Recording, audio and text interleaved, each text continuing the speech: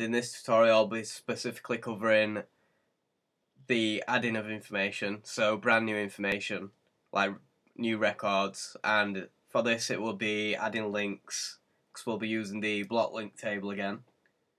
So we've got the function for this, we just need to fill it out, and the purpose of this will be, like I said, just to add a new record to this table. So, well, these two tables. So we need to fill these three columns: ID, link, URL, new window, and we also need to fill these three columns: ID, link, ID, lang, and text. So the way we're going to do this is we're going to have some parameters we're passing to the add link function, and these will be the URL,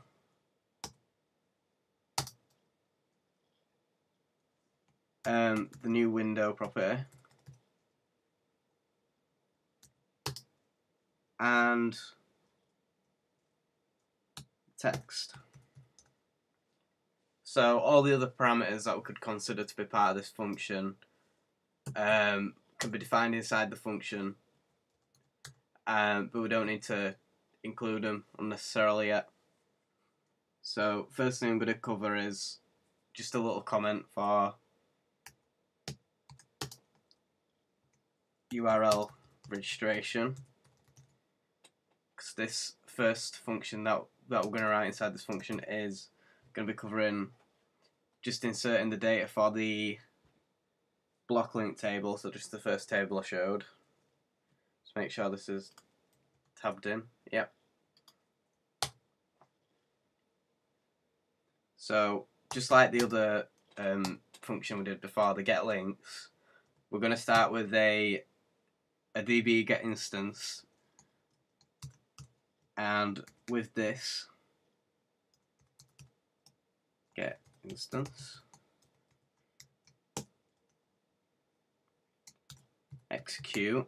Now you notice we haven't got execute-s, and I believe the difference with that is either working with multiple rows data, or it is execute-s because the S stands for select, and because we're inserting information into the database, PrestaShop uses a different variation on the function that's called from the DB class.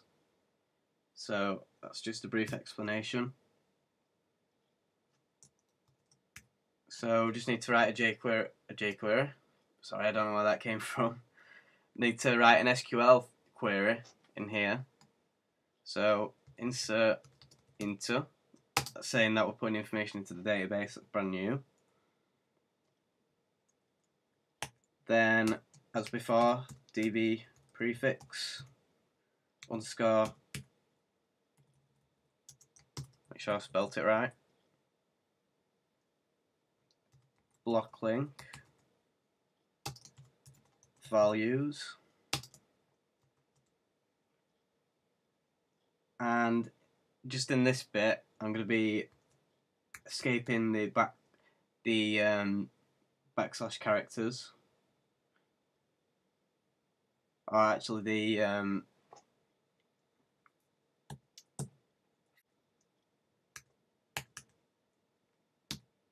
then there's something here called PSQL function, which is, I believe, just cleans up any SQL injections and stops any harmful data from modifying your database in an uncertain way. So any value that's put through that, nobody can put an SQL injection such as deleting or dropping any tables by writing that SQL query inside of that value,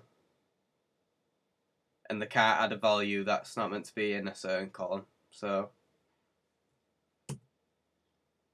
it's definitely needed for, even though it's safer in the admin, because if only someone with admin rights can actually do anything with this code, if it's on the admin side. If it's on client side, then obviously we need to do this, but it's not a complete necessity if you're on the admin side. So just add some more backslashes.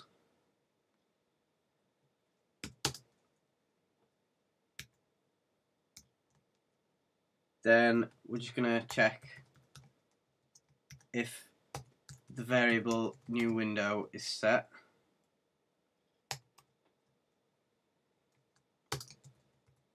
And also check if this is on. So this is just basically going to check if a new window exists, the variable that I've passed into the function, and if it's a value of 1 or 0.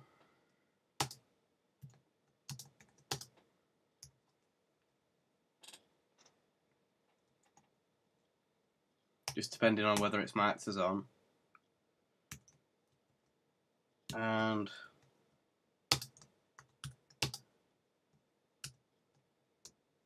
then we've just got an OR statement for the ID equals MySQL insert ID. So this is just a function for adding in an ID if it's not auto incremented.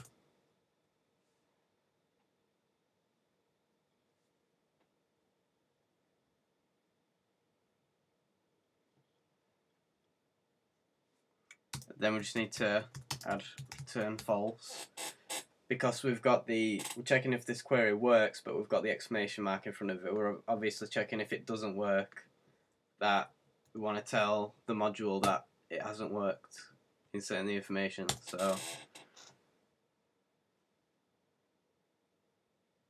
next we're dealing with the languages bit, so the second table, which is block links lang.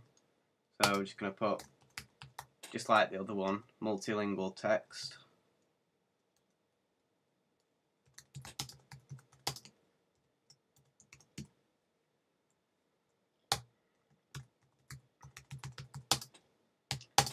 Then I'm just going to use a PrestaShop configuration thing here, where we're going to use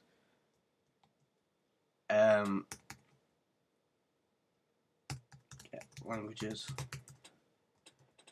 This is a function built into PrestaShop where you can basically, it tells you all the different languages and language IDs through this function, and you can just get it to compare what information you specifically need.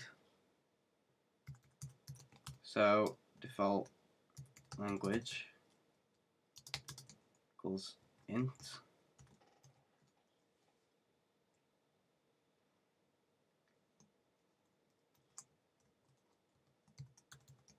Configuration. So this is basically going to load our the ID for our default language, and then it's going to use it to identify what text we need to draw for that language. So configuration get, and all these configuration values are stored in the database, so we need to call them by whatever row identifies them, and the one for the default language is ps lang default with the underscores.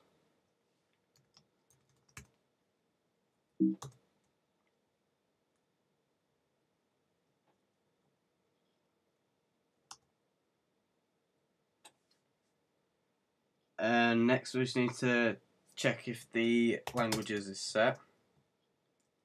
So if languages,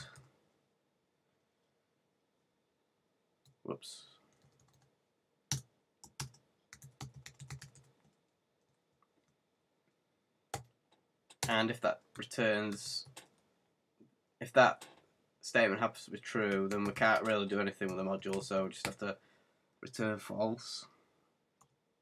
But if that's okay, we can do a for each loop with the languages now. So for each languages as language.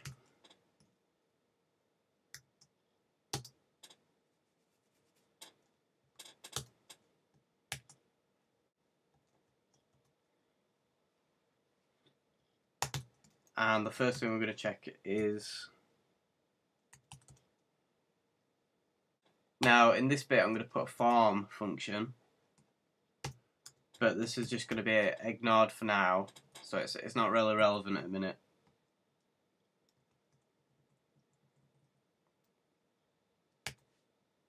Obviously we haven't wrote any form PHP or HTML yet, so we can't really deal with getting values from there yet. But this bit's going to be ignored anyway, and it'll still function. So dot language ID line. If you'll notice, there's some very similar code in the get link and add link, because they're all referencing the same data sources.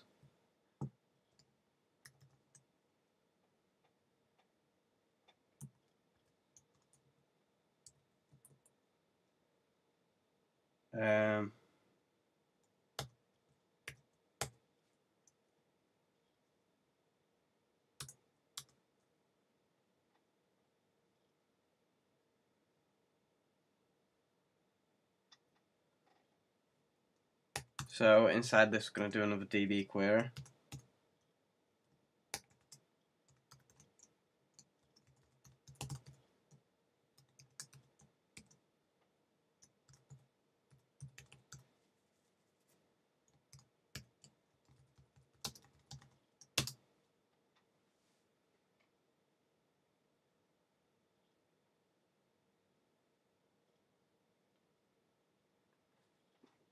So insert into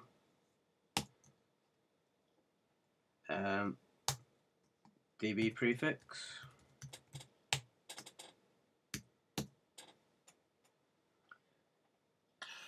Block link line. Values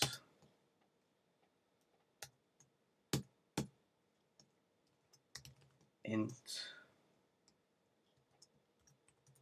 ID.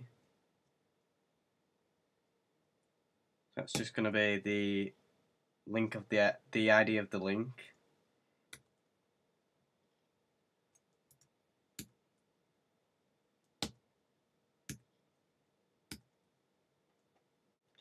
Then int language ID line again.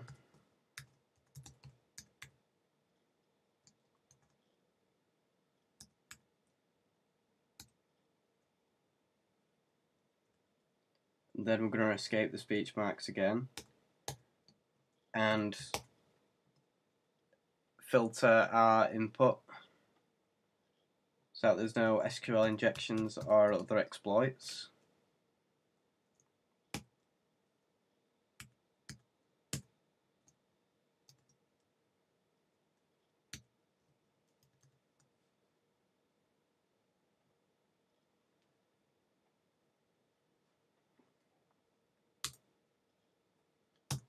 And again, the return false, because most of these are checking negative for something that would want a positive result. So we have to do the double negative thing, where we have to return false on those.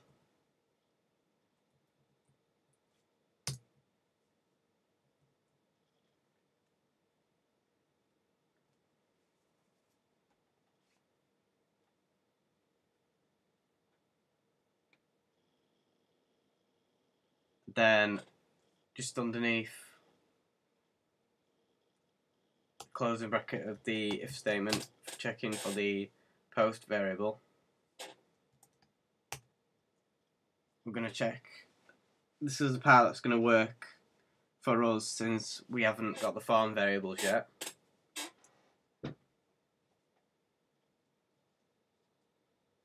So I'm just going to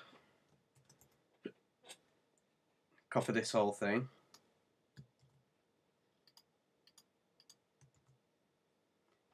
And just change a few things about it.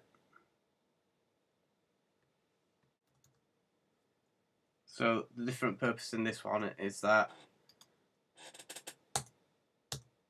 this one returns true. So instead of telling it the usual if it's failed or not, we're telling it this time if it's succeeded or not. And that's it. So we're just going to test this function now by adding in an automated function execution like we did before. So if you look at display form, this is the part that we had last time. So we had another field set and loop through what we got from this function result.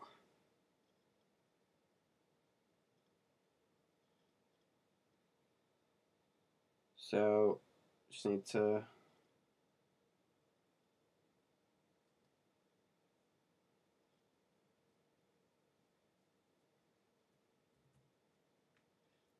just going to duplicate this.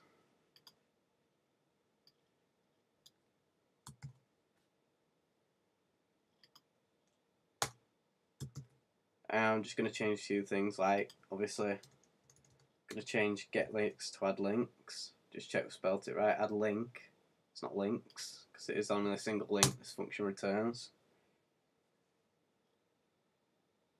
Actually,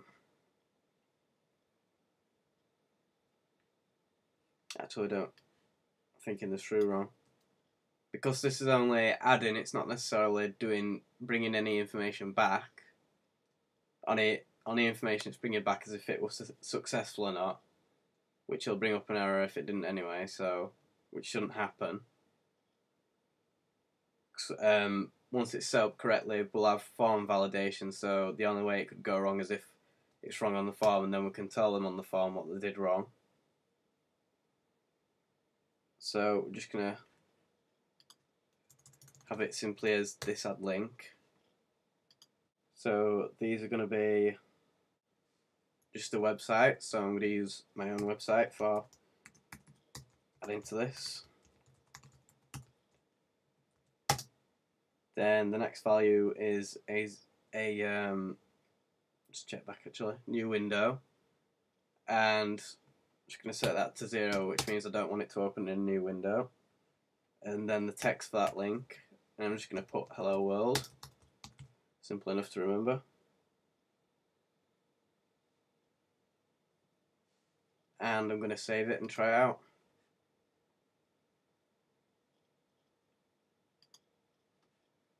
So if I just go back to the administration panel,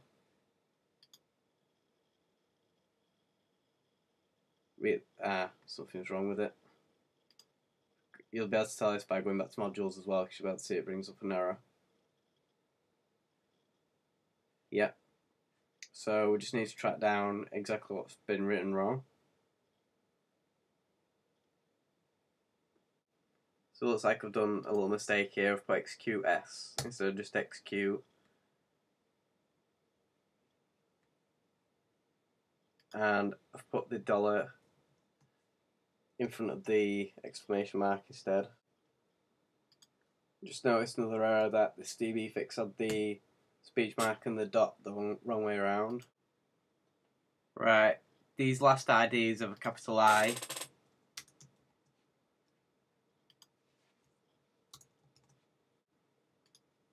Right, I think this is missing off an extra bracket, so right, there's just another last ID. I believe it might be this actually, because that's not supposed to be that bit. It's supposed to be in the for each loop, so turn true. Right, I think this needs to be in the just at the very end of this full function, so I'm just going to try putting it there.